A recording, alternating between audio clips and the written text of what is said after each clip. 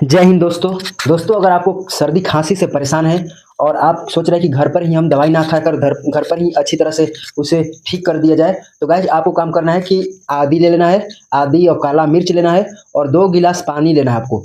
और क्या करना है, 2-4 तुलसी का पत्ता लेना है, 5 तुलसी का पत्ता लेना है और 2 गिलास पानी में आपको सभी को कूटकर अच्छी तरह से उससे काढ़ा बना लेना है। गढ़ा 2 गिलास पानी की जगह पर आपको 1 गिलास पानी बनाना है, उसको अधिक खौला देना है। काढ़ा बनाने के बाद इसका सेवन कीजिए, आपको 5 से 6 दिन के अंदर आपको अच्छा राहत मिल जाएगा, जड़ से आपका सर्दी खांसी गायब हो जाएगा। तो गाइस इस वीडियो देखने के लिए हमें फॉलो करें।